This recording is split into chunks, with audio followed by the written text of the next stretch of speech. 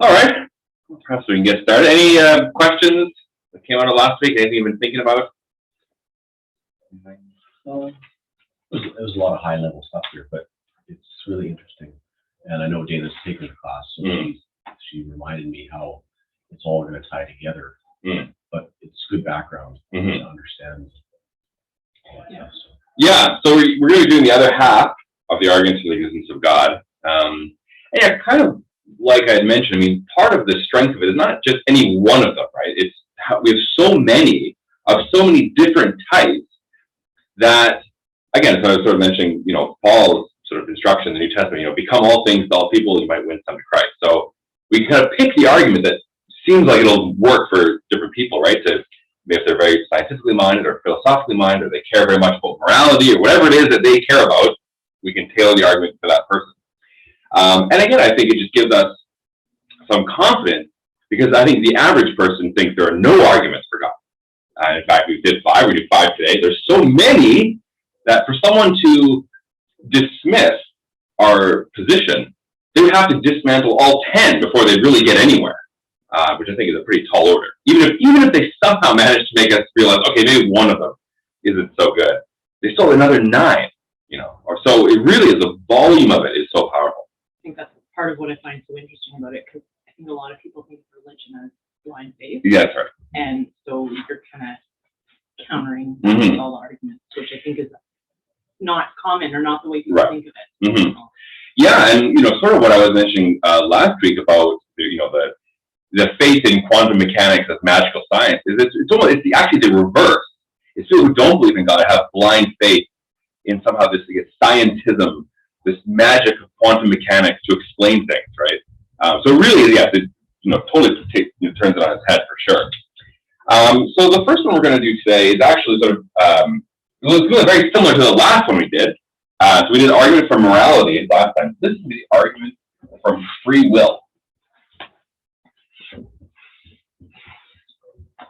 And it's intentionally structured fairly similarly, just to give us a bit of a ease into the class this morning. So, like with our morality, we'll say if people have free will,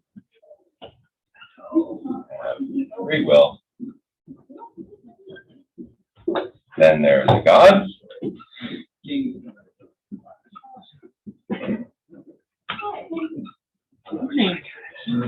Premise 2. People do. Good morning. Good morning. Anywhere you like. Have a few empty spots. Good morning. How are you? Yeah. Well, this is Jamie. Jamie or Jamie? Jamie. Jamie. Hello. Very nice to meet you. Thank you very much. Conclusion. There is a God. So you'll see that it follows the construction of the argument for morality very similarly. And we'll see that, again, logically, this is valid logic, right?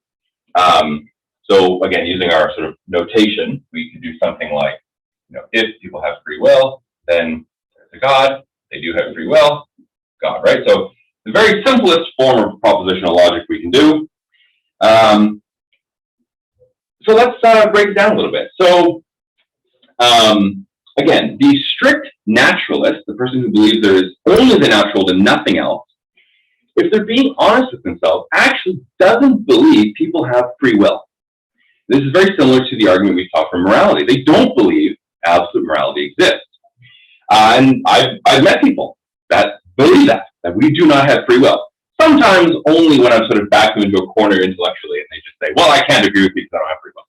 So they would be unable to, but some people actually just do believe this sort of, holistically. And there are, philosophers that will go around arguing for this. So you may have heard a guy named Sam Harris, who's a very popular atheist these days. He believes this very strongly, and he'll go on talks and debates, and he'll, advocate for this idea that people do not have free will. So why do they think that? Well, again, we think very similar to the idea of morality, where in the purely naturalist evolutionary process would free will have emerged? Because chemicals don't have free will, right? So if chemicals coalesce to form single-celled organisms, do the single-celled organisms have free will? Well, probably not. So then where do you have to get in the evolutionary chain for free will to emerge? Is it jellyfish? Finally, jellyfish have free will? Squirrels, frogs, only humans finally have free will? So where does it emerge, and how does it emerge deterministically, naturalistically? Well, these strict naturalists would say there is no such place because there is no mechanism by which nature could produce that. And so no one has free will, not chemicals, not jellyfish, not frogs, not humans, nobody. Okay, and that's their position. And I mean, it does make sense if you only believe that the natural world is all there is. That does make sense. In fact, that's the only thing that makes sense. Now, again, though, the problem, as you saw with morality, C.S. Lewis called the belief that absolute morality doesn't exist is unlivable. And I would say this is true as well. This idea is not livable. What's an example? Well, Sam Harris goes on these debates, debating that we don't have free will, intending to convince people of that fact. But they have no will to accept it or not, other than the purely deterministic processes by which they would accept it anyway. So it's all a very strange exercise then. If he has no free will and they have no free will, I mean, this is weird that he had no choice but to go on that show to argue it. Whether someone agrees with him or not is not their choice at all. It's only what their chemicals in their brain tell them to do. And I think, our whole legal system, right, is predicated on our ability to choose things, right? We send people to jail because they made a bad choice. And I think if it were the case that we were saying, well, people had no choice in the matter, and we're going to send them to jail anyway, I think this really disturbs us. Because humans have a natural inclination towards wanting justice. And we would think that is not just. That someone could have no ability to choose something, and we're going to lock them up anyway, right? So I think no one actually behaves like this is true. And this is what C.S. Lewis is saying, right? It's not livable. It's an interesting intellectual position, maybe. It's not livable. No one lives like this. No one can live like this. Okay, so it just doesn't make any sense. Now, I think most people do think they have free will, right? Even those who don't believe in God probably still think they have free will and they can make choices. But if they don't believe in God, then they have to then explain where in the evolutionary chain free will emerged and how, right? And they just simply don't have the ability to do that. How could they, right? But again, so if people do think they have free will, which I think is the vast majority of people probably do think that, right? Like we all made a choice to be here this morning. We weren't inexorably compelled by the chemicals in our body. If you believe this, remember then, by how propositional logic works, you have to deny this, or else the conclusion follows logically. So if people do think they have free will, they do need to explain where it emerged naturalistically. And if they fail to do so, which they will because there is no such explanation, they must conclude there's a God. And that's pretty much how that argument goes. And I think in some ways this is actually easier to argue than morality, even though they're quite similar. Because most people, I'm sure, the very vast majority of people do think they have free will, right? That we are the type of being that is able to make a choice, right? That we're not like chemicals. We're not like single-celled organisms. We are somehow different. So I think this one's actually quite, much easier to argue than morality, which can get murky sometimes. People have very strong polarizing views of what morality is and what it means. Any questions about this one then? How would there's some Christians believe that you don't have free will. Mm-hmm. So would they just not even worry about that argument? So okay, are you basically thinking like Calvinism? Yeah. Kind of thing? So when I've talked to my Calvinist friends, what they have said to me is that Calvinists only deny free will in the case of salvation. Okay. In actually every other aspect, they think humans do have free will. Okay. So I think this wouldn't actually really apply to the Calvinist viewpoint. I do think, though, the Calvinist viewpoint is actually quite difficult to argue logically. It might be true because, God does things that are outside our ability to logically comprehend. So it's not to say it's true or not. But for example, on YouTube, I like to watch these what they call deconstruction videos who are deconstructing their faith. Like, I used to be a Christian and now I'm not. And here's why. And there's one guy, he was the lead singer of a very popular Christian band. I can't remember what it was. I should go find out the name And, he toured around the world. They were, playing music everywhere, making all kinds of albums. And he one day flew to Uganda, and he saw people suffering. And this, broke him. And he said, people are suffering here. Where's God? Therefore, I'm not a Christian. There can be no God. Now, I think, as we sort of discussed in previous classes, this is a really bad reason to say there's no God, because suffering in Uganda in this present year has nothing at all to say about how the universe began. So it's just a bad argument. But anyway, let's just think about it. So this guy is flying over to Uganda. If his plane were to crash, he never would have come to the idea that there was no God because of suffering. But according, of course, to Calvinism, it actually doesn't matter whether he arrived there or not. It doesn't matter what he believed or not, or his opinion about God at all. He either was saved or he wasn't saved. And whether he got there or not doesn't matter. But now this is really problematic, I think, in a lot of ways, because right now, for example, we all presumably believe in God and Jesus Christ and for the salvation and the forgiveness of sins. But actually, that belief doesn't actually matter, because you either are saved right now or you're not. And even if you believe that, according to Calvin, you might not be saved, because God knows in 10 years, maybe you would, recant and walk away from your faith. Even if, for example, that event never happened, but would happen if certain events, like let's say you survive, maybe you'll die in 5 years, because God knows not only the past and the future, but every possible future God knows. Right? We call it sort of God's middle knowledge. He knows not what has happened, what will happen, but what could happen. So even right now, even if you believe, maybe in some reality that may or may not even transpire, God knows you would fail or cease to believe, and therefore even now you're not saved. Well, this is a really scary theology, right? That you have no assurance in salvation. And some things they'll point to is like, well, Jesus said, no one can draw near to me unless I draw them to myself. And they'll say, well, there you go. So if someone draws near to Jesus, that shows that they're saved. But if that same person then falls away, they say, well, they were just never saved to begin with. Which again shows that your present circumstance of belief or desire or faith is meaningless. So again, there are verses in the Bible that talk about predestination and God foreknew us and forechose us, so I'm sure they mean something quite profound and important. And it could very well be that the Calvinist position is 100% accurate and true. I just don't think there's a logical argument for it.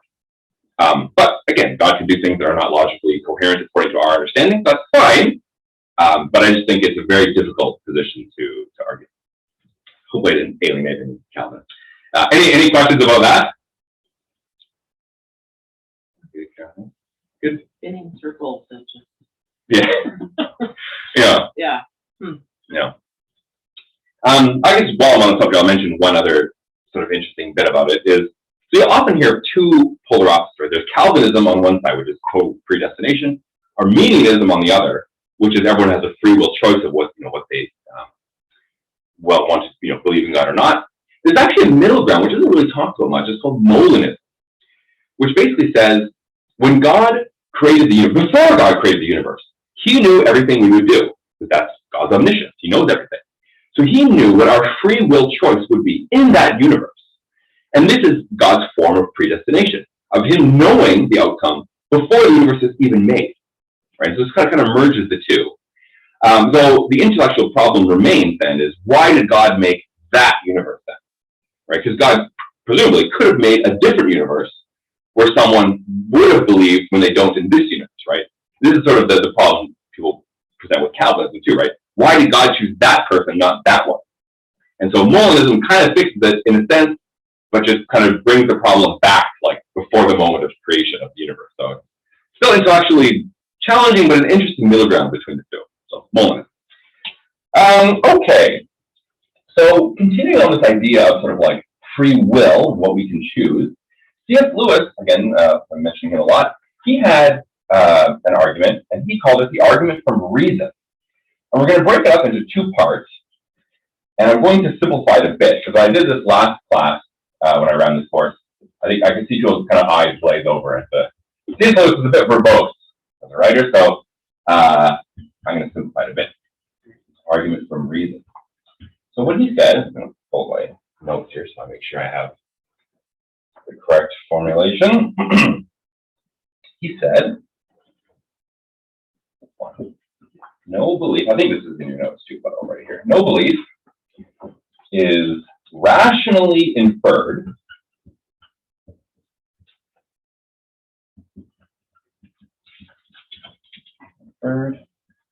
if it can be concluded deterministically. Okay, so let's think about this for a second. So, okay, if you think of a computer does whatever it is programmed to do. We call this deterministic, right? It does the same thing every time, right? You give it a set of inputs, it'll always produce the same output. That's how a computer works.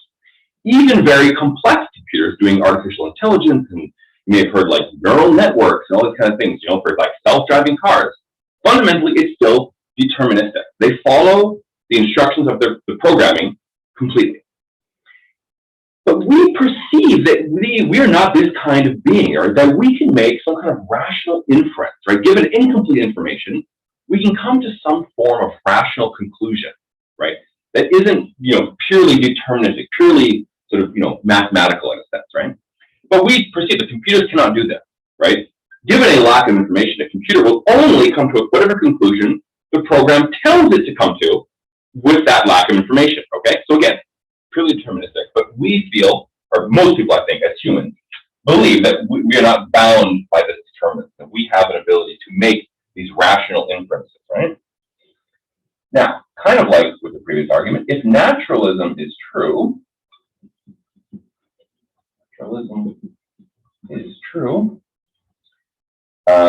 then all beliefs are deterministic.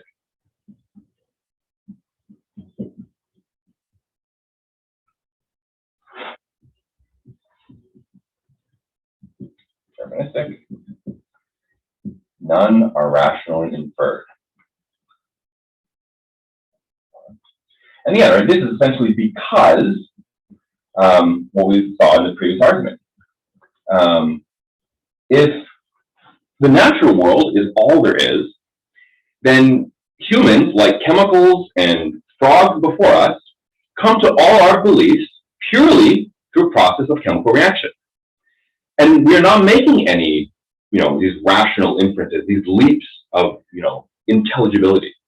Just like chemicals and frogs and, birds, we come to all our beliefs purely deterministically.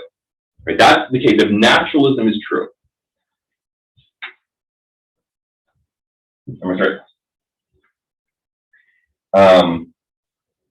We have good reason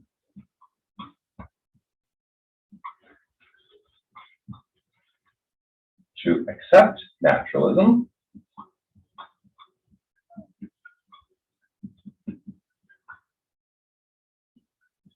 only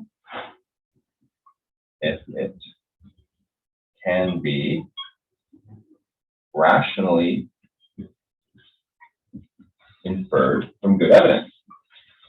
Now, the reason for this is because you'll see, of course, that anyone, so when I say naturalism, this is sort of just a very handy catch-all for basically anyone who doesn't believe in God, right? Because if you say, atheist or agnostic, there's a lot of terms, but ultimately it all boils down to naturalism. They just believe the natural world is all there is. There's no God, right? So just kind of gives us a nice umbrella term.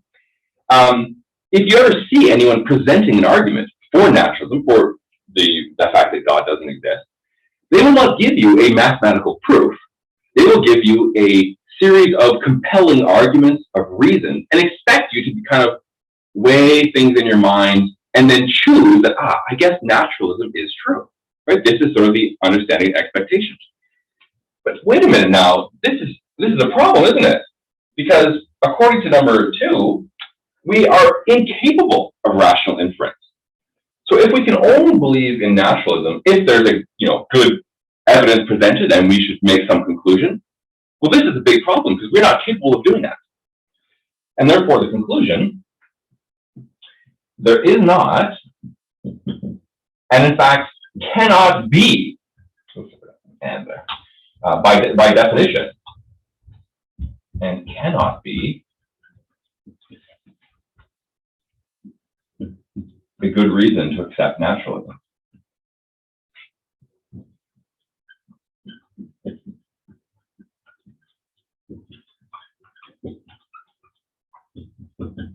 Right? And so what C.S. Lewis is basically showing is that it's not even the case that we say, the reasons to believe in God outweigh the reasons to not. What he's saying is there actually cannot even be a reason to not believe in God, to believe in naturalism. By virtue of the definition of naturalism, there can be no reason. And this is basically the first half of his argument from reason, carrying on from this idea of sort of determinism and free will. Any questions about that? Here you go. Is he okay? Okay. Any questions about this one? So number 2 is saying that if you believe in naturalism, you basically don't believe in free will. Essentially. Yeah, that's right. So anything you conclude, like a computer program, is deterministic, right? So you're not making any leaps of intelligibility, you're not putting together the pieces of incomplete information and coming to some conclusion. You're incapable of that, right? Just like chemicals are incapable of that. Humans then, just as complicated bags of chemicals, are incapable of that kind of thing. And like, what's determining humans in that naturalistic view? I mean, yeah, right. So the idea basically of the naturalist is that just like if you put two chemicals together, they will react in the same way every time. Our brain is just a complex bag of chemicals. And it's just behaving in the exact same way, just on a bigger scale. Yeah. So if that's the case, we would just be out looking for food and that'd be it. Like food and reproduction, basically, as a human species, just like any other animal. I mean, it doesn't necessarily preclude higher order intelligence, right? Like you can still create buildings and airplanes. It's just that your understanding of those things, your will to do those things is not a choice, but it was the inexorable result of the chemical reactions in your brain. And that's a hard thing to believe. Yes, very hard. Yeah, I agree. Yeah. I agree. Yeah. Right. I think it would be so base level that we couldn't even understand why do you lay a carpet down? Right. Yeah. Like, yeah. That's true. Yeah. But this is sort of the problem, right? Is the honest naturalist must believe we have no free will because there's just no other way around it. And actually, we'll see C.S. Lewis's other half of that right now, kind of looking at it from another angle.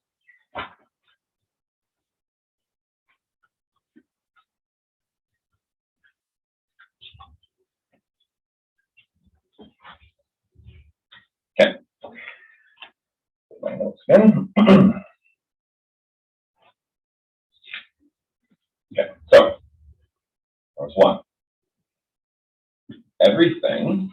So it's sort of just a restatement from another perspective. Everything in nature is deterministic.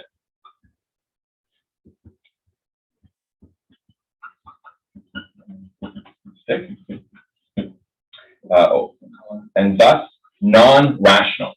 Remember again, rational being, sort of this non-deterministic leap of intelligibility, right? Coming to some conclusion that has no scientific, mathematical explanation for how you got there, right? You're just kind of putting the pieces together. Everything in nature is deterministic and thus non-rational. So for anyone who thinks that we do have the ability to reason, well then, human reason must have a source outside of nature, right? If nature is completely deterministic and our reason is not, well then it must have a source outside of nature, right? Because we cannot conceive of, deterministic nature producing non-determinism. It's outside of nature.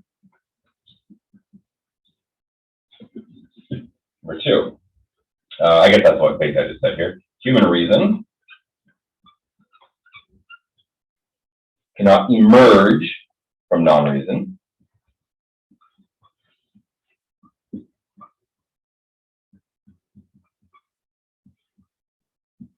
Or else cease to be reason. Right? So again, if our ability to reason emerged by purely deterministic processes, well then it's not reason at all. It's just some deterministic thing that has fooled us into believing it's reason, right? Because we arrived at it deterministically. premise 3. So the source of human reason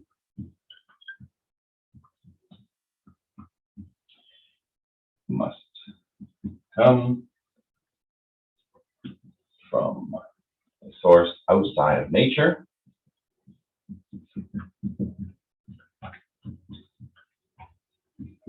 And just as a bit of a shortcut, I put, by Aquinas, we require a first reason.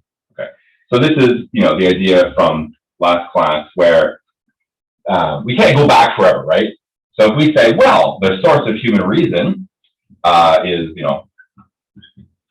call it magical quantum or space aliens, whatever you pick, right? Okay, well then, what's the source of their reason, right? So again, we have to basically trace it back, the source of reason, trace it back, until we find, as Aquinas said, right, the first reason, right? And so what C.S. Lewis' conclusion was, there exists an eternal, self-existent, rational being who is the source of human reason. So this half the argument, source of reason, kind of looks at it from the flip side, right? So the first angle of it was if naturalism is true, there can be no reasons. And this one takes it from reverse then. If you are saying that you have reason, that you have the ability to put together incomplete information and come to some conclusion, that ability must have a source outside of nature, because nature cannot explain how that ability emerged. So if you're saying that, then we require the source of human reason outside of nature, and we cannot go infinitely back in time for like the source of that reason and the source of that reason by the similar process of Aquinas we looked at last week. There exists an eternal, self-existent, rational being who is the source of all human reason. The first reason, Aquinas would often say, right?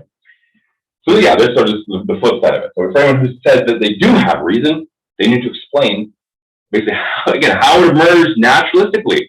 Because the only possible explanation is that it came from outside of nature. Any questions about this one then? So if you're saying nature is deterministic and that's non-rational, wouldn't it actually make it rational? If you're saying like deterministic, so it's already set on its course, wouldn't that make it like a rational thought of? Well, yeah, so the way we're sort of using the term, rational and reason is essentially sort of synonymous with non-deterministic, right? Some ability that we possess that computers do not, that chemicals do not. Okay. Right? The ability, typically when people think of like humans as reasoning agents, it's that we're able to, kind of make these inferences, these deductions about how things are working in the absence of a rigorous like proof of it, okay. Right? Which we perceive that we have the ability to do, but again, chemicals don't, computers don't, animals don't. So how do we have this ability, right? Nothing else in nature seems to possess it. We alone seem to possess this ability, which is very, very strange, right? Another couple ways to look at this is, so, make sure I'm not getting too far ahead of myself here. Okay. So we have phones, right? These wonderful pieces of technology. There's a mathematician and apologist named John Lennox in the UK. And one thing he said is like, if someone, or let's say, the announcement of the iPhone, if you remember that, Steve Jobs went on the stage, we made this fucking thing, we have the iPhone, okay? So amazing, it's so incredible, look what it can do. And someone asked him, oh, how did you come up with this? He said, I don't know, we just found it in the lab one morning. Just showed up. But it's pretty great, right? Put all your banking information in it, put all your secure stuff in it, I'm sure it's fine, right? We would say, no, that sounds crazy. But this is sort of the problem that the naturalist has about our brain, our ability to reason. Because if they think the brain just came about from a random smash of atoms and chemical reactions, well, then why do we trust it? Because we wouldn't really trust, again, this phone that just happened to materialize in a lab because we don't know the reason. Why is it there, right? So if our brain is this kind of thing, just a random collection of chemicals that came together, why would we trust it when it tells us things, right? And also, what we're trusting this brain, which is non-rational, that we should believe whatever it says about rationality, which is really bizarre and circular, right? If, according to naturalists, right, our brain does not possess the ability to do these kind of rational things, right? And again, we don't trust anything else like this. We wouldn't use a piece of technology with all our sensitive information if we didn't understand how it arrived at. But this is essentially what naturalists believe about our brain. It is just a sophisticated computer, and that's it. So why would you trust it, right? Any questions, then? Okay. Hopefully it's not too bizarre. Okay.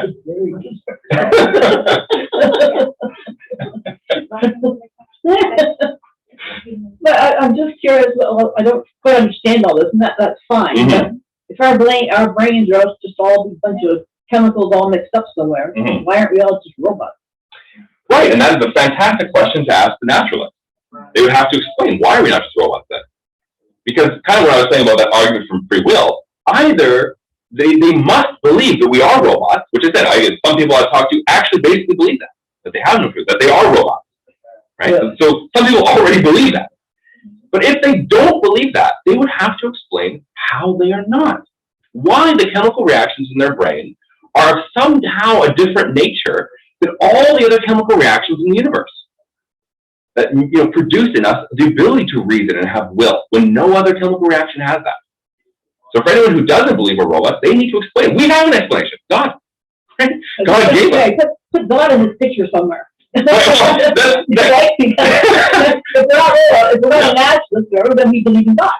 Yeah, Is that what you're saying? essentially. That was sort of that. And God is not putting a bunch of chemicals in our heads. Right. So yeah, so that was sort of that second one there. Like when I said, we require a source outside of nature. Right. Essentially, that's God. Yeah. And that was C.S. Lewis' conclusion. There needs to be some eternal, self-existent being who gave us reason. Right. That's the only explanation. So within just the rules of our universe, we are just robots. We require God. We got the ability to read. Mm-hmm. Yes, God has given us that ability. That's right. Yeah. Yeah. Right. That is sort of the only conclusion one can come to. We're kind of getting that point home from a kind of variety of different ways here. Again, we looked at say last week, morality and physics, and now reason and free will. Every time it leads us to the necessity of some being who can kind of impart this special thing into the universe, into us, that just has no explanation, from pure naturalist reason. Okay, so now we're going to look at one again, similar kind of vein of reason. This is Leibniz's Cosmological Argument. So Gottfried Leibniz was a mathematician and philosopher and Christian and theologian from the 1600s. If you know calculus, he was one of the guys that invented calculus. A very, very smart guy. I don't like him. Yeah. Yeah. He invented a branch of mathematics that had very little practical use. But anyway, very smart guy. And Christian. One thing again, I think I mentioned last week, this idea that people have these days that we're so smart these days, and people hundreds of years ago, they only believed in God because they were stupid and foolish barbarians, right? Again, C.S. Lewis called this chronological snobbery. That we think because we have Wikipedia, we're so smart, right? But look at guys like Leibniz. He lived in the 1600s. He was a master of everything on the planet, right? Math and physics, and not just him. Some of these guys, right? They would just wake up one morning and be like, I feel like learning about geology, and they just become the expert, the world expert. Right? He says we're amazingly brilliant. So to think that, they only believe in God because they were primitive, barbarian savages is really, again, this chronological snobbery that, we're sort of standing on the shoulders of giants in a sense. Okay, we have Wikipedia, all this information, we have textbooks. Well, these guys are the ones that created all this information, So to think that they were fools is just, quite absurd. And so, again, what Leibniz's cosmological argument is all about is sort of the reason for things, right? So whereas Aquinas is kind of looking at this sort of chain of events, Leibniz is looking for explanations, for reasons. Okay, so one thing he would say is like, what is the reason that we're here today? Well, there's probably a couple reasons, right? One reason is you had the ability to come here. You drove, you walked, whatever it was, right? That is a reason.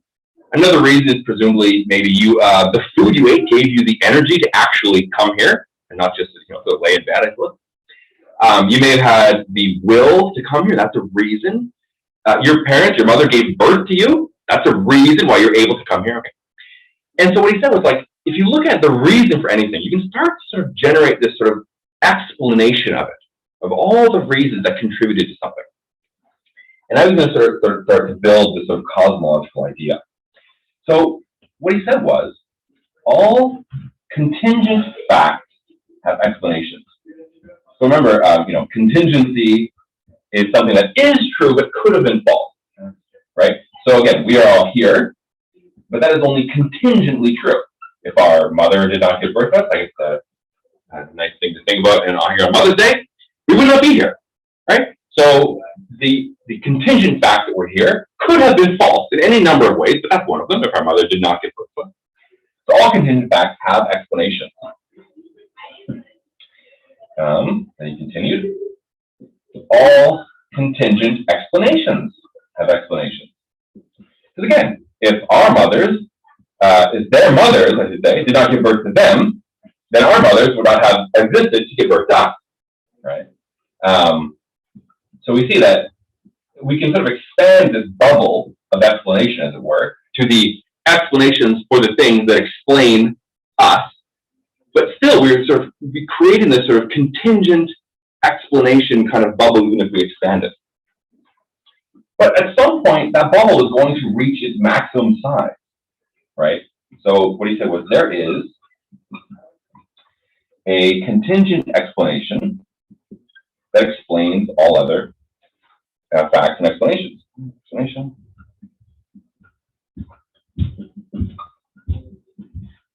That explains all other contingent facts and explanations. So in the context of our reality, this probably would be the beginning of the universe, right? The fact that the universe began sort of possesses within itself all the other reasons for things, right? The universe began, and then, again, you sort of pick the flavor you like of how people eventually coalesced here on Earth, but whatever, right? The fact the universe began, if we're kind of thinking about our bubble of how we can explain events, it will all eventually be encompassed by the fact that the universe began. That explains everything within this universe. But now, kind of like Aquinas, there's no more room. What explains that thing? Well, there's nothing left to explain it. Unless you have something that is not contingent at all, but necessary. So the conclusion is, the explanation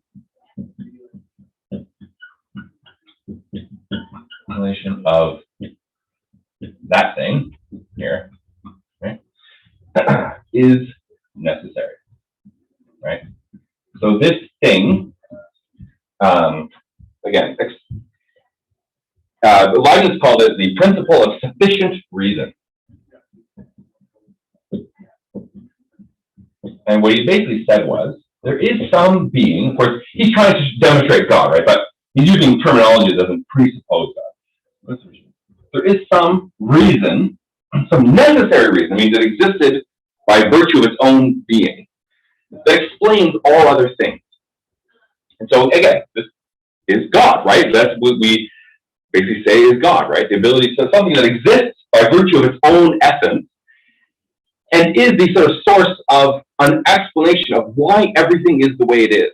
It ultimately all comes down to God.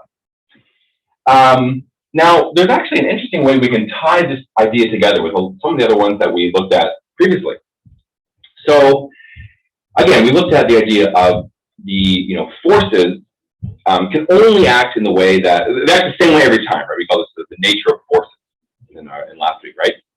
And a force can't choose how things are. So we looked at the fine-tuning of the universe and said, this is not how a force acts. A force can't make the universe realize, that didn't really work out. I'm going to change the values. I'm going to make a new universe. right? Force can't do that.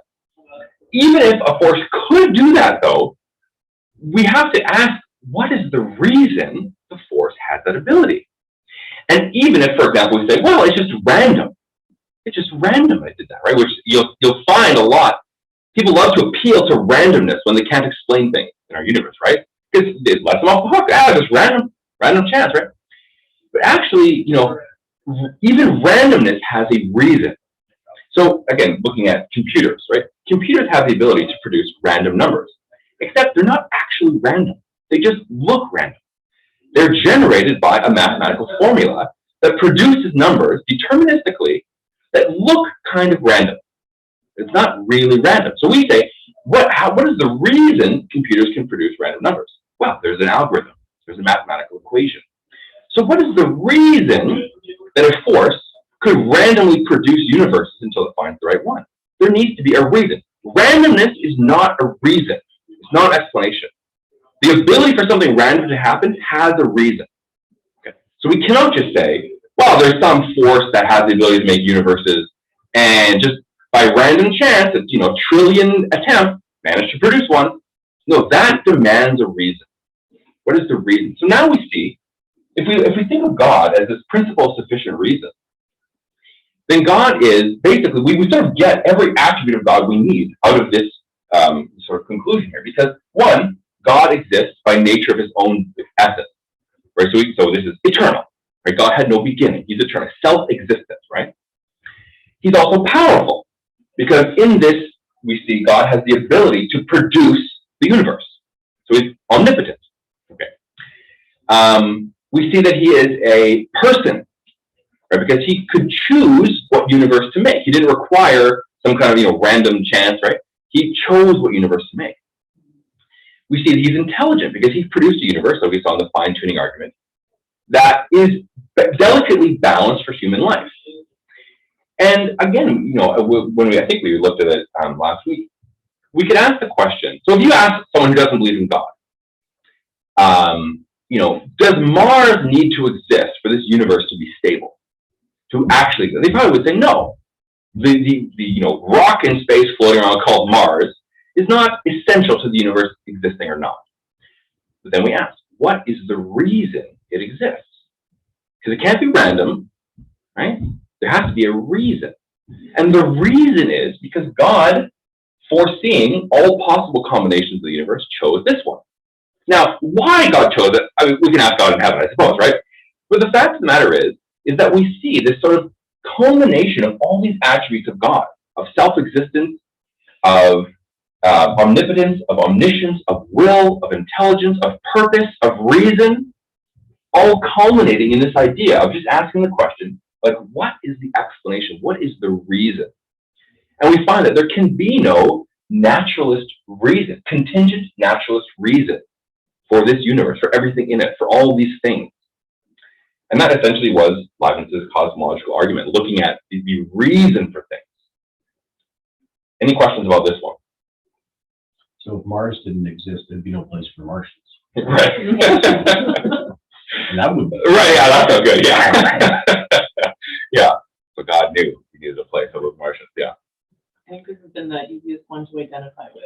Okay. Of the reasons. Okay. Again, Right, perfect. Yeah. I think that's kind of what I mean too, again, right? Like, that's why the value is in having all of these ones. Yeah. Is that sometimes one of them will resonate and one of them doesn't. I don't know about that one, but right, we only kind of need one or maybe a couple to really kind of hold on to make it, make it stand out. So good, I'm really glad to hear that.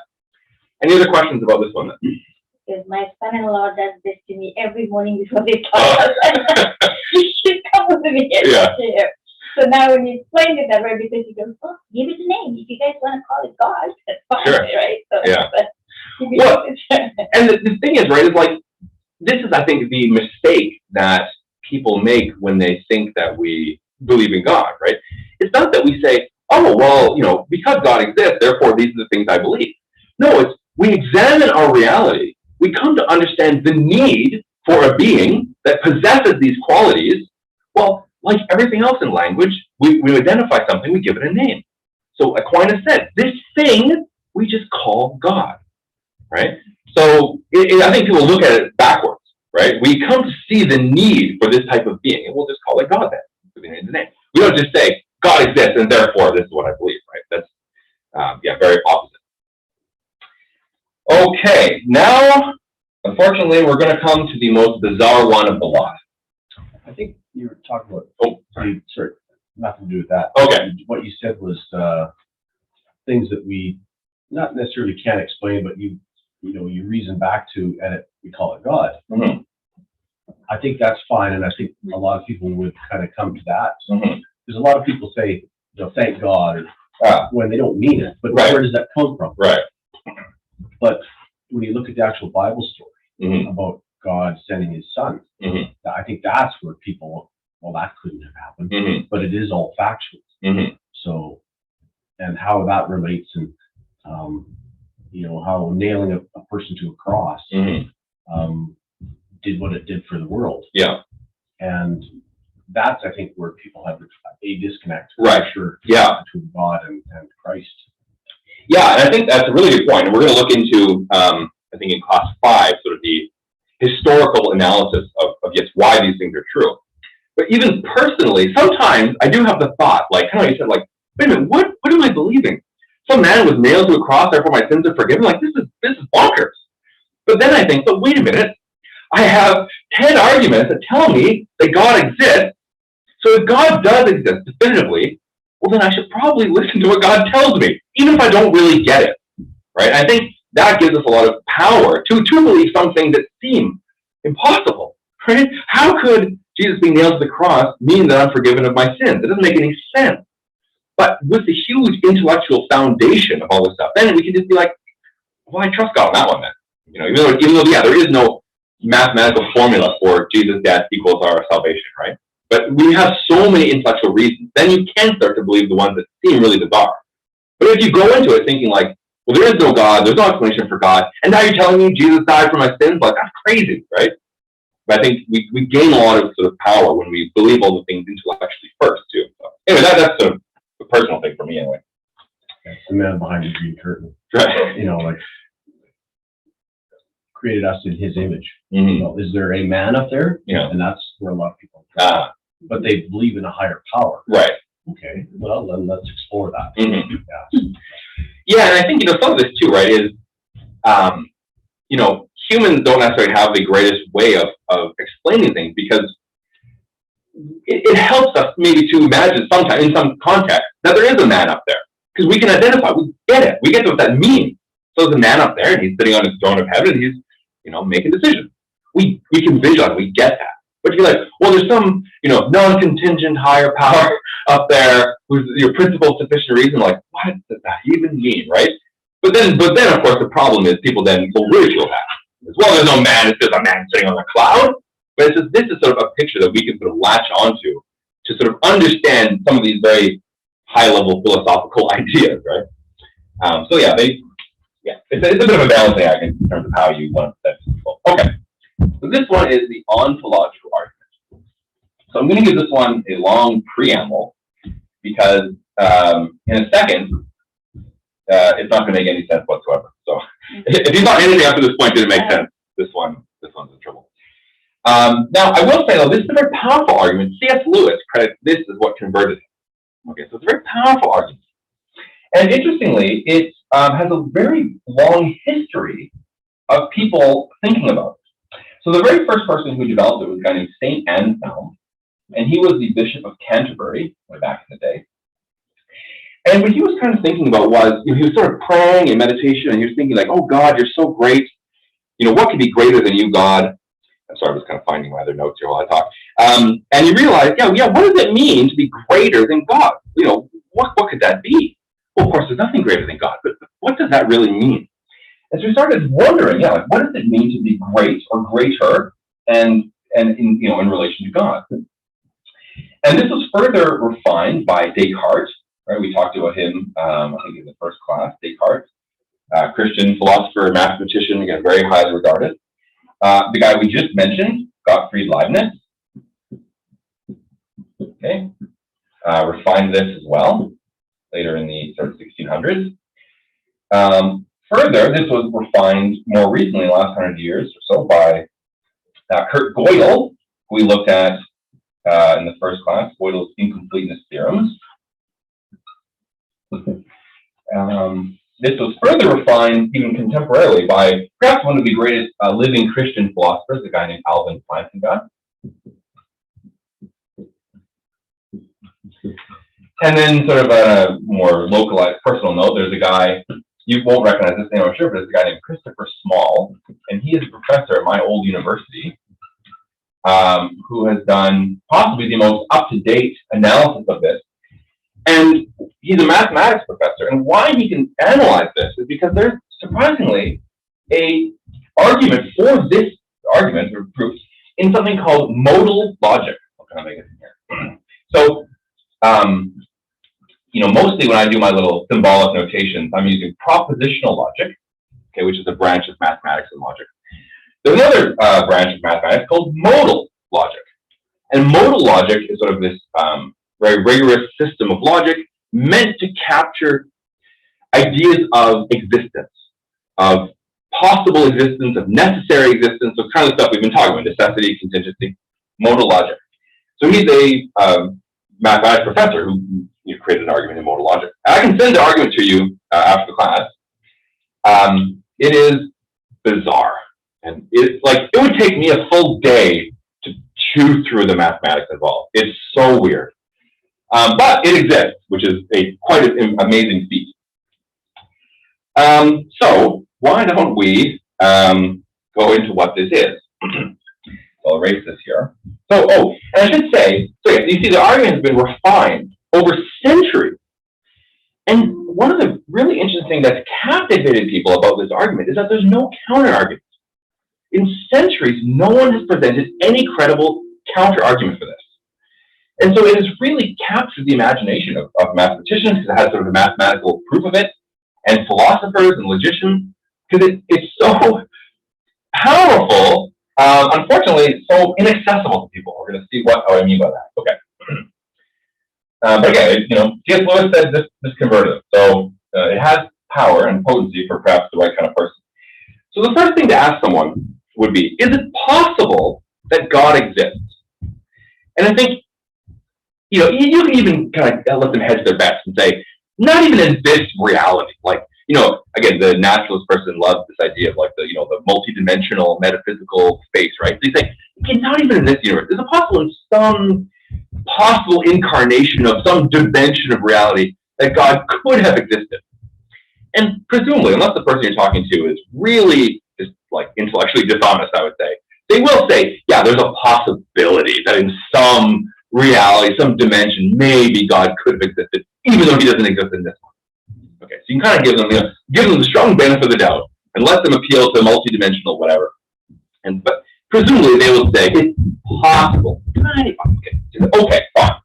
So it is possible, and so we sort of use the name God as sort of synonymous with the greatest possible being, right? So we're going to put that. It is possible that the greatest possible being exists, or it's also the greatest being. So using the word possible twice, that the greatest being exists. So this is something, presumably, that someone would agree to, hopefully, unless you're talking with, again, someone very intellectually strong. Possible, greatest, exists, being the keywords here, okay? Now, thinking back to sort of St. Anselm's prayer and meditation of what does it mean to be great, what he had realized at the time was, okay, let's think here. If you can imagine A and B such that B is greater than A, then at the least we know A is not God. Right? So if you can imagine two things in your mind, and one of them you say, this is greater, well, certainly the lesser thing then cannot be God. Okay, so that's hopefully, not too much of a leap of logic there. He also said, right, it is greater to exist than not exist. Now, a couple notes about this. Notice he didn't say better, right? Because some people, even today, think it is better to be dead, right? To live is a burden. But he didn't say better, he said greater, right? And we think about it like, imagine okay, so one side note here. When we talk about greatest, we require an ordering, right? Something can only be greater than something else if we understand how they are ordered, okay? So we're going to choose an attribute of God for the sake of this argument. We're going to choose the attribute of knowledge. And it'll make sense in a moment why we can even make some choice, but we choose it because knowledge has an order we understand. You are greater, so A and B. So B is greater than A if B knows more things than A. Okay, so this is our order. So how we rationalized this was, if you don't exist, you actually don't know anything, right? So think of the smartest literary character, Gandalf the wizard, Sherlock Holmes, whatever. They, in the fiction, know a lot of things. In actuality, they know nothing. Right? So any person on Earth who's ever lived is greater, in this context, than the greatest fictional character in terms of knowledge. Because even a baby knows more things than someone who doesn't really exist. Okay. But what he said, too, was that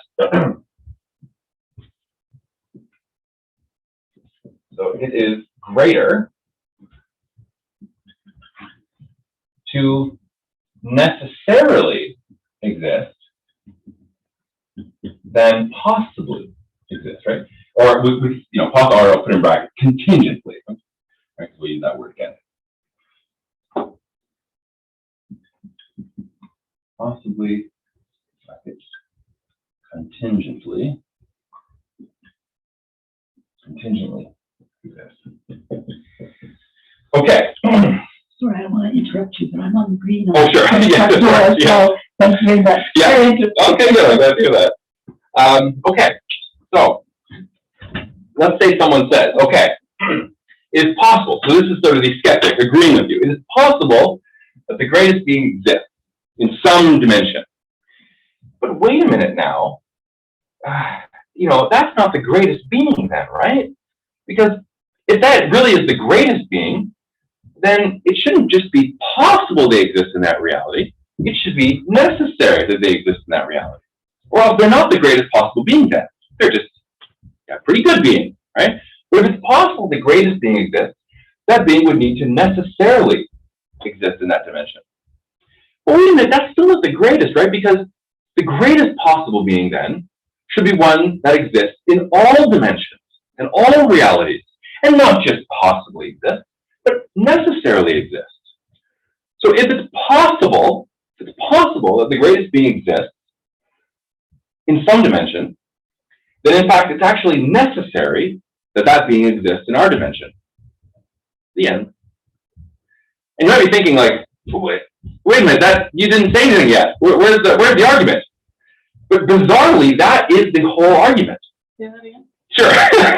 So number one is something that you could possibly get a skeptic to agree with you with, right? It is possible in some reality, some dimension that God exists. But you say, okay, they said the greatest being. But we can imagine, if we imagine A and B, and B is greater than A, then A is not God. And they said it's possible the greatest being exists in that dimension. But I can imagine a B that's greater, right? It's greater that being necessarily exists in that dimension. But actually, I can imagine something greater yet, a being that necessarily exists in any dimension, any reality, any universe. So it really comes down to these three key words. If it's possible that the greatest being exists, well, we know a couple things about these words. It's greater to exist than not exist, okay? It's greater to necessarily exist than possibly exist. So if the greatest being possibly exists, so greater is what gives us the ordering, okay? Existence is sort of what we want to show, right? God exists, that's kind of the point. So this is what gives us the ordering, this is what we want to show, and this is the key that links it all together. Because we know that possible existence is not the greatest. That necessary existence is greater. So if they are admitting the possibility of the greatest being existing, then they have to naturally conclude by modal logic in mathematics that the greatest being necessarily exists. And it's, again, that's the end of it. And it's possibly, I said, it's very, very weird. It's very weird. But you're saying just because you possibly think something exists, it necessarily has Okay. like, Right, okay, now, the interesting thing about this proof is it only works for God, and it only works for a subset of God's characteristics, like knowledge. Because if we said, if we're looking at God's goodness, well, now it gets murky, because how do you order goodness? We don't really have an understanding of how you order goodness. Like I said, people say it's better to be dead than alive, and there's some debate. Okay, see, that's hard. But we can order knowledge. That one we can do. And this only works for God because we have an understanding of what it would mean for someone to be the greatest knowledge-having being, right? They would know all facts. So let me tell you, maybe to help a little bit, the only counterexample that's ever been provided for this argument. People say, oh, okay, if that's what you say is true, then the greatest unicorn must exist. Because it's possible in some reality that the greatest unicorn exists. And so it must be necessary that the greatest unicorn exists in all dimensions. But the problem is, maybe perhaps twofold. Number one, how do you order unicorns? I don't know. How would you predict? This whole thing is predicated on the ability that you can say what is great and what is lesser. And we don't have a means by which we can order unicorns. Nor do we have any understanding that we should reasonably expect that it is possible to be a greatest unicorn. But we actually do have an expectation that it could be possible for some being to know all facts. That actually is somewhat reasonable. Right? If we had the principle of sufficient reason, as Leibniz had, it actually is somewhat reasonable. But we have no ordering of unicorns, and we have no expectation that such a great unicorn could exist. so you're saying that if you're analyzing God's knowledge, because you're saying somebody has to be all knowledgeable about everything, therefore it's not possible. Well, I think necessary.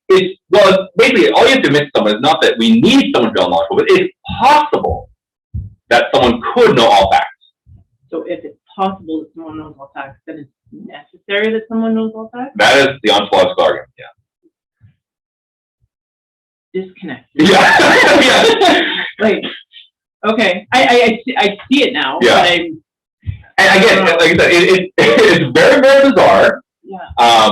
But it's fascinating that, again, it has a description, a breakdown in modal logic. You can show how these terms are mathematically meaningful in a rigorous system of logic.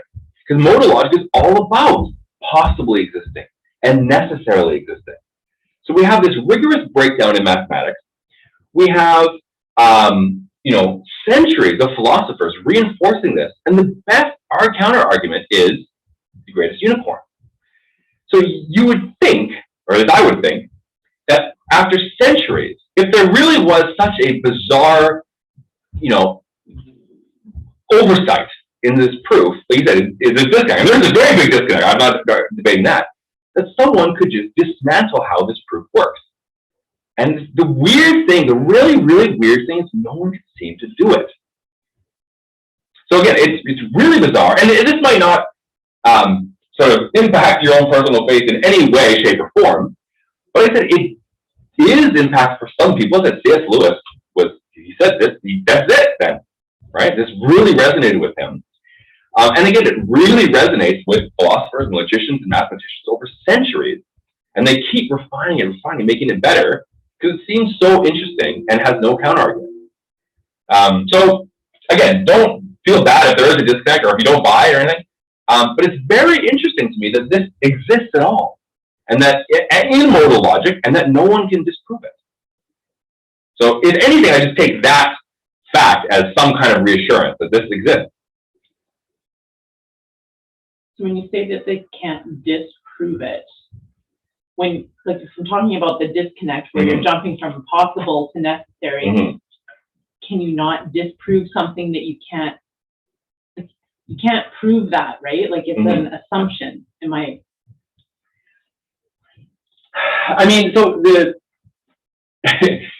So this is really all predicated on a very specific understanding of what these words mean, right?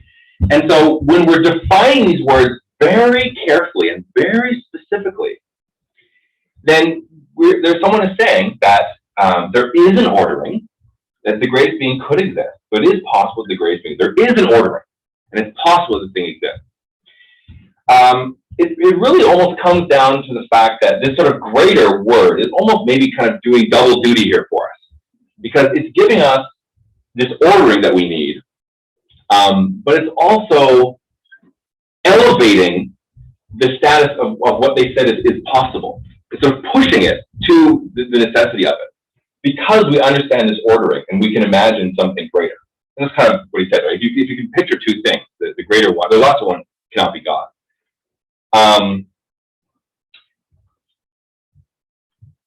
It's a weird one. Mm-hmm. Yeah. I like the last one better. Yeah. I got that one. Yeah.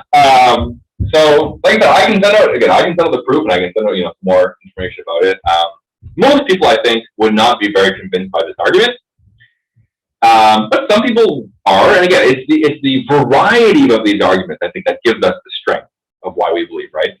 The fact that arguably one of the greatest, Christian writers and thinkers of the last century, credited this as sort of integral to his conversion, I think is pretty potent.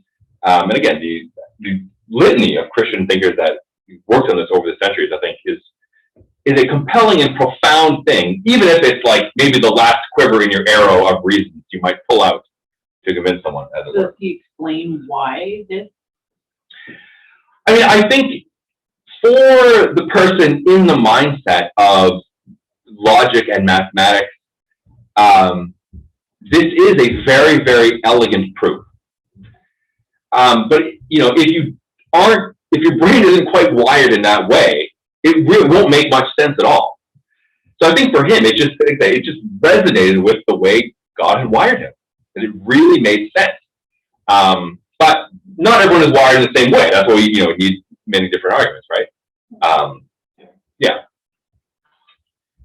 Okay, now we'll have a bit of a more of a fun one to finish this up. So this is have a mental warm down here. So I think I missed a few slides here. Not too much on it anyway. Okay, here we are. Evidence for a simulated universe. So this is more of a fun one, but I think it actually has some really interesting things to think about. You may have heard some people these days say some variant of the phrase, well, we're living in a simulated universe, right? And what they basically mean is that someone of intelligence far beyond our own has essentially created a computer program, and we're all just agents in that computer program living, right? So essentially like the movie The Matrix, right? Someone has created a very complex computer program. We're just living in a computer program, simulation of reality. So, for example, Elon Musk, he 100% believes this, okay? He's an eccentric fellow, but pretty smart, I would say. So, some smart people do think this. The astrophysicist Neil deGrasse Tyson thinks this could be true. It's not necessarily saying it is true. He's thinking, there's some strong evidence. But there's definitely a lot of thought being put towards this idea that we're living in a simulated, we're all living in a computer program. Now, when I first started hearing people talk about this, I thought they were crazy. Why would anyone think that? But if you think about it, actually, replace the word simulated with perhaps designed. And this actually is exactly what we believe, right? So the idea that we're living in a designed, intentional, purposeful universe is what we believe and what we're trying to prove with all this stuff anyway. So again, I've mentioned a couple times that contemporary scientists, atheist scientists, are actually doing our work for us because they are coming to these conclusions. Don't worry, this is not a theistic conclusion, it's an atheist conclusion, essentially, but showing that our universe is designed intentionally by a designer. That's the other part, right? You don't get a simulated universe without a designer. So these scientists, atheist scientists, are trying to show that our universe has a designer. Well, perfect. That's what we want to show anyway. So why do they think this? Well, the big one is the idea of consciousness.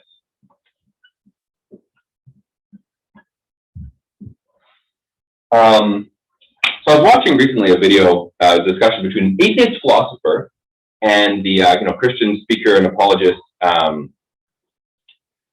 What is his name? Sean McDowell, who is the son of the Christian author Josh McDowell. Okay, they're having a discussion, and so Sean McDowell asked him, "Is there anything that gives you pause in your atheism? Anything that makes you think maybe atheism isn't true?" Okay, and this guy gave two. The first one was, belief in God seems to produce the qualities in people that we value as a society, right? Charity and love and compassion and atheism, naturalism doesn't have an explanation for why religion seems to produce good qualities in people, the qualities that we value. Okay, that was number one. Number two, though, was consciousness. Why do we have consciousness? Why are we aware? Right? Why can we come here and contemplate existence? Because plants are alive, but they don't have consciousness, right? They're not what we call they're not sentient beings, right? They're just alive. And similarly, again, animals and so on and so forth. The single-celled organism that coalesce from chemicals or whatever is alive, but does not have consciousness. So we seem to possess consciousness. But now this is very so first of all, again, kind of like free will and stuff, naturalism has no explanation for why we would have this feature. Because again, we don't conceive of any other being having this feature except us. Okay? But more than that, there's no evolutionary reason why this would have emerged, because there's no evolutionary advantage to it. Consciousness takes up an incredible amount of energy in your brain. For what purpose? Well, we don't need it, right? We could all just be robots, right? We could all just be like plants that are growing and thriving and surviving. We do not need to be conscious to do these things. Kind of what you're saying about, would we just all be hunting for food? Well, not necessarily. We could just be building mindlessly. Right, kind of ants, drones, right, just going about this work that they're doing. Ants are building anthills, they're doing things, but we don't perceive that they are conscious of it, right? So why do we have this? There's no naturalist evolutionary explanation for why this would be. However, let's think about if the world, the universe is simulated. So again, I mentioned a video game developer, right? When if we're making a video game, you're playing a video game, who are the graphics in the game meant for? Not the characters in the world. They're meant for the player, right? And so we maybe ask ourselves, well, maybe consciousness is this kind of thing. Consciousness is not meant for our experience of the world. It's meant as a relational bridge between our world and the designer, the player, in some sense, right? And I think this actually now starts to make a lot of sense. Why do we have conscious awareness? It's because God wanted us to be the type of being who could make choices about loving God, following God, obeying Him, making these sort of free will choices, having a true relationship with God. That's what God wanted. That was the whole reason. So just like when you make a video game, we make graphics for the benefit of the player, not the characters in the world. God gave us consciousness as a way to relate to Him, the designer. We didn't need it to survive in the world, just like plants don't need it. But it was because God wanted a way to relate to us, and He gave us consciousness. And I think this really is the best explanation of why we have consciousness. That it is the mechanism that God gave us to relate to Him in a special way that plants and chemicals, animals do not possess. This is a gift from God to sort of bridge the disconnect between this reality and Him as the designer, player, whatever you want to call it, outside the system. I think that makes sense to me. And again, this kind of idea, or let me just give you a couple more, and we can see. Strangely, some people point to the speed of light as an answer, or evidence, I should say. Well, why? Well, they say, so again, when we make video games, right, we only show on the screen what the player can see. Yeah. We don't bother showing them parts of the world they can't see. And if the player moves over there, we show them that part of the world. Okay? And so what these scientists say is speed of light is kind of like this. It has a fixed limit. Speed of light, goes with 3 times 10 to the 9 meters a second, whatever it is. And nothing can move faster than that. Well, why? Well, maybe one reason is so that the designer doesn't run into trouble if somehow we develop spaceships that can go so fast that the designer isn't ready with that information yet, right? So our universe is expanding. We're traveling faster than the designer can create content for our universe, which again is sort of a weird way of thinking, but again, it's exactly how game developers make simulated realities. And again, not to toot my horn a little bit, but if you think about people in this world, who are the masters of simulated worlds? I would say game developers. Like, well, that's our whole job, is making simulated realities. This kind of language makes a lot of sense to game developers. Another one, again, to sort of talk about something we talked before, is behavior of quantum mechanics. So there's a lot of weird things about quantum mechanics. One of them being the properties of a particle seem to be indeterminate until it's observed. Okay, which is very, very strange, but makes sense in this idea of a simulated universe. Because why would you, if no one's looking at the properties of a particle, why would you waste processing power simulating it? You don't need to, right? It's whatever it is. It's part of just sort of this milieu of the whole universe. It doesn't need to have some properties spelled out. But if someone looks at it through a microscope, all right, fine, we'll tell them what it is, okay? And again, very, very weird, but again, exactly how game designers make worlds. You don't have to simulate every little thing if no one's looking at it. You just focus on the things people are looking at. And that's the most efficient use of resources in simulating this whole world. So again, this is kind of a fun one, right? It's not quite as sort of, intellectually rigorous and deep as ontological. Yeah, I like this one. Yeah. Especially about the big concept. Yeah, right. Yeah, for We sure. don't have. Yeah. But it's sort of fun because it actually does kind of make a lot of sense. And again, there are contemporary scientists, atheist scientists and philosophers trying to show that this is true, which is perfect because that's what we want to show anyway, just switching, simulating with design, which of course is sort of synonymous. So yeah, it's a very weird kind of one, but it, I think, is really compelling, and I think gives us a new kind of fun way to see God and why we have this consciousness in terms of how we can relate to God and sort of how the relationship works. So yeah, so yeah, that's a bit more of a fun one compared to like the ontological argument, let's say. But any questions about this one then? This one was more relatable. Yeah. Yeah. Yeah, good. Well, that's why I wanted to finish with that. Yeah. Your brain starts sort of melting as you go to church. Cool. Okay. Well, we're basically out of time here. So I did get everyone's email address from Dana, so I'll send out the recording finally, so you can review it. And so next week, now finally, so we've come to understand we have a need for God with these properties, but now we say, kind of like Boyle's incompleteness theorem. Well, we have a problem because our ability to understand the universe has holes, things that are true that we can't prove. So what we require is information from outside the system to come in to fill in those gaps. And I would say this is why we have the Bible. This is God saying, here are things that you cannot show in your reality, and I'm going to tell you the way things are. So finally next week, we're going to start talking more about the Bible and sort of bring all that back into the mix here. And hopefully it'll kind of all help to sort of culminate. Okay, so yeah, why don't we pray then so we can finish up for today. Dear Heavenly Father, thank you, God, so much for our ability to understand reality and therefore come to understand you. I thank you, God, that you gave us will and consciousness and reason, God, that we have the ability to relate to you as our Heavenly Father, as the designer of this universe, God, and make the free will choice to follow you, to love you, to seek to become like Christ more and more every day. So I thank you for this wonderful gift of intelligibility that you've given us to understand you. And I, again, thank you for who you are, God, that you are not just some master designer, Lord, but that you love us, that you want a relationship with us, that you gave us your Son. So we sort of have the intellectual foundation for faith, of course, the emotional, spiritual reasons as well, God, and we thank you for all of them.